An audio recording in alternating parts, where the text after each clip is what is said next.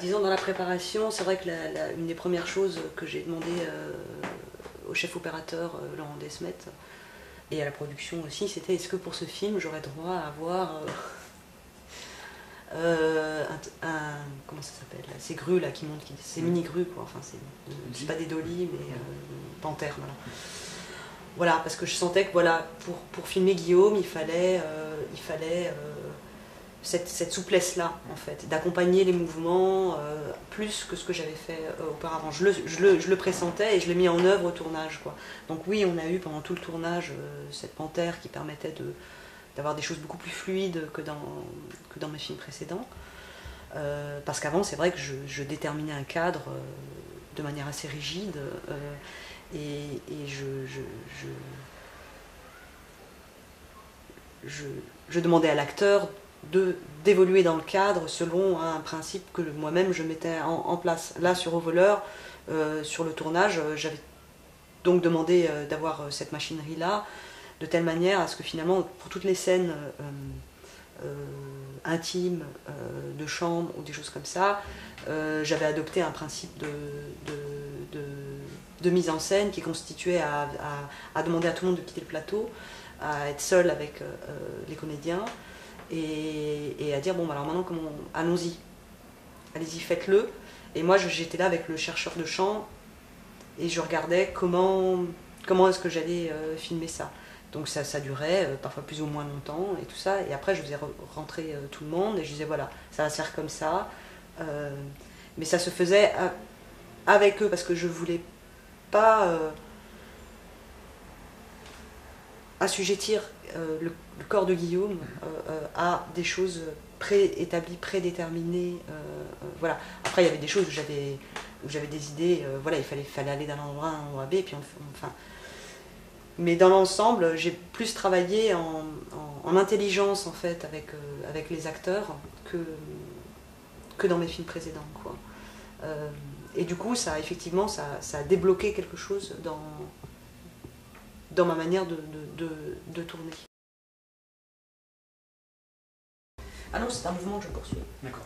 C'est un mouvement que je poursuis parce que c'est comme si, je sais pas, c'est comme si avant j'utilisais pas tous les éléments de la grammaire cinématographique pour construire mes films. C'est comme si, ou alors si j'écrivais une partition avec la moitié des notes et que les autres je les utilisais pas parce que je trouvais ça de mauvais goût. Voilà, il y a toujours des notes que j'utilise pas. Par exemple, il n'y a pas un zoom dans mes films. Mais et j'avais l'impression, voilà, d'être sur une espèce de minimalisme un peu méfiant, un peu peureux, un peu et que non, en fait, quand on construit un plan, c'est comme si on écrivait une phrase et que donc il y a plein d'éléments de langage qu'on peut utiliser, quoi, et qu'il ne faut pas avoir peur de les utiliser, quoi. Pour Au voleur, je m'étais dit, si je fais une course-poursuite, je ferai des plans courts, j'ai jamais fait des plans aussi courts que dans cette course-poursuite. Parce que il faut, quoi. Si ça doit accélérer, ça va accélérer, quoi. Je pense qu'il y avait quelque chose de statique dans l'Arpenteur qu'on vit moins fortement dans Au voleur, et je souhaite ne pas vivre dans le prochain film. C'est-à-dire avoir tous les moyens de l'immédiateté dans l'écriture de la mise en scène. Sentir toujours d'être le plus proche possible des choses.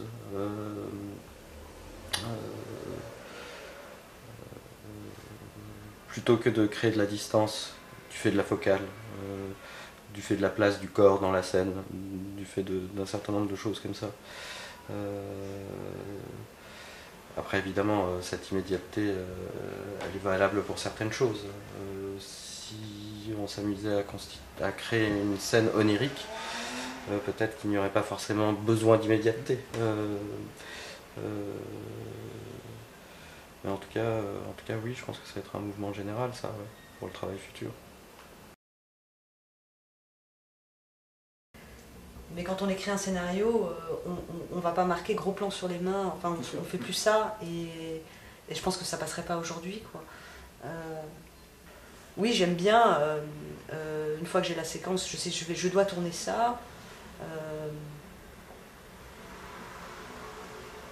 trouver le plus important, c'est ça qu'il faut. toujours être sur la ligne de tout ce qui est le plus important, et le reste, si on en a, le reste finalement on se rend compte très vite qu'on n'en a pas besoin, quoi. Donc il reste, effectivement dans une séquence, il reste ce plan des mains qui se joignent, et ce qui est avant et après ne sert que pour amener ce plan, quoi. Et ce plan dit tout. Et j'aime beaucoup cette économie-là, quoi. Ouais, c'est comme les travelling en forêt, le travelling en forêt avec l'animal mort, le cheval mort sur lequel il s'arrête. C'était normalement, enfin c'était beaucoup plus détaillé dans le scénario. Il y avait tout un truc avec l'arbre, elle le surprenait, bon. Et finalement, ce travelling est amplement suffisant pour raconter tout ce qui doit être raconté et qui n'est même pas dialogué, enfin qui n'est même pas ce début de séparation des deux personnages en fait, quoi. Le mouvement relatif de déplacement de l'un par rapport à l'autre dit beaucoup plus que tous les 4 pages de scénario qui illustrent ce plan, enfin que ce plan illustre. Et ça m'intéresse, oui, parce que c'est une inscription des émotions, mais à travers du mouvement et du son.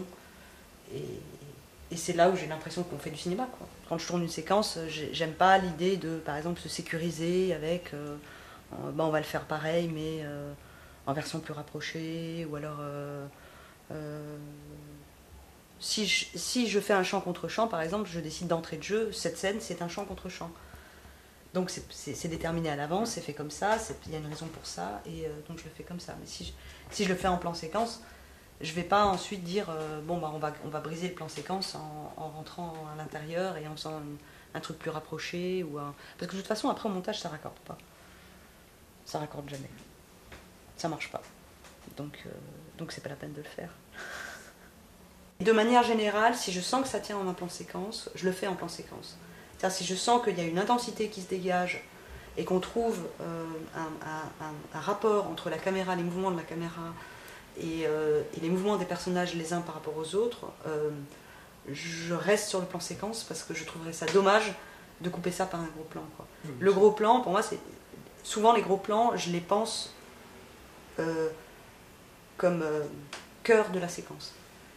Les mains, que ce soit à l'accident de Isabelle ou que ce soit quand Bruno veut partir et qu'elle le retient et que les mains se... Voilà, ça je sais, quand on commence la mise en place, je sais que c'est le point d'orgue de la séquence. Le décor dans ce film, c'est quelque chose qui fait vraiment la spécificité d'Au Voleur par rapport à mes films précédents, c'est que le décor, l'espace est comme une espèce... me permet de montrer quasiment l'intérieur des personnages, quoi. Pour moi, tout le début du film, c'est comme si l'un comme l'autre étaient comme des écureuils dans une cage, quoi, qui tombent dans sa roue. Voilà, Bruno, il a ses trajets qui sont toujours les mêmes, un peu comme les animaux sauvages qui vont toujours... Et Isabelle, un petit peu pareil, enfin, sauf qu'elle est plus cloîtrée chez elle. Elle essaye de sortir. Et le décor, c'est ça, c'est l'espace mental, en fait, quoi. Et la forêt, c'est aussi pareil, quoi. C'est comme si on donnait à voir l'intérieur des personnages. C'était cette idée, quoi, de donner à voir l'intérieur des personnages à travers le décor, quoi. Et du reste, c'est pour ça que, par exemple, dans la forêt, il y a très peu d'horizons. Il y a très peu de... Comme il y avait dans mes films précédents, où il y a beaucoup de plans très très larges, où on voit des plans un peu western comme ça, où on voit bien le ciel, où on voit vraiment une ligne d'horizon très nette, que ce soit dans l'Arpenteur, dans le lac et la rivière. J'affectionnais beaucoup ça, et là il n'y a plus du tout ça. Là tout est végétal, enfin tout l'espace est fermé, un peu utérin dans la forêt, et je voulais vraiment ça, quoi, pour que tout soit ramené au personnage. Et la seule chose finalement qui était relativement consciente dans ma conception du film dans son ensemble, quoi, c'était effectivement les couleurs, quoi. C'était le bleu du début, le vert du centre et le rouge de la fin, parce que ça c'était des choix, en plus c'était des choix esthétiques assez forts qui étaient discutés avec le chef opérateur, qui étaient qui étaient des choix plastiques, mais pas symboliques. Après on m'a demandé déjà mais pourquoi le bleu ? Bah, le choix du bleu était très simple, c'était parce que je regardais beaucoup la peinture de Holbein et il y avait un tableau où un personnage, une femme, avait une peau très, très blanche sur un fond bleu, ce bleu que j'ai montré à la décoratrice en disant je veux ce bleu, parce que je savais que j'allais faire un plan de Guillaume sur ce fond bleu et que c'était pour moi une chose nécessaire que la blancheur de sa peau serait mise en valeur par ce bleu-là, quoi. Enfin, c'était vraiment une question vraiment purement presque de peinture, quoi.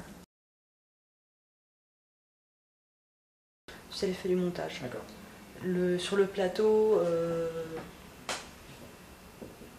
il me semble que il y a eu très très peu de coupes, ou alors vraiment un mot, ou, voilà, des choses comme ça. Mais c'est vraiment l'effet du montage. Non, sur le plateau, même s'il n'y a pas beaucoup de dialogue, ils étaient tous dits. Enfin, et les silences étaient... Même les silences étaient écrits, quoi, pour moi. Enfin, il y avait quelque chose... Non, il y avait un grand respect des dialogues sur le plateau. De temps en temps, sur le plateau, je me rendais compte, mais pourquoi est-ce que j'ai écrit ça c'est pas nécessaire, je l'enlève, mais très très peu. C'est surtout, c'était vraiment au montage que ça s'est fait, quoi. Vraiment, c'est vrai, où il y a des choses, des scènes, tu vas où, bah, je vais faire ça, et puis la scène suivante, on a le personnage qui fait ce qu'il a annoncé qu'il faisait dans la scène précédente. Bon, ça n'a aucun intérêt de le garder, quoi. Sauf que à l'écriture, parfois ça semble absolument nécessaire pour pas que le lecteur soit perdu. Mais une fois que les rôles, que les personnages sont là, qui sont incarnés, ça devient complètement superflu. Donc on enlève. Et tout ce qui est superflu, on enlève, quoi. Mais c'est vraiment, oui, c'est plus le montage.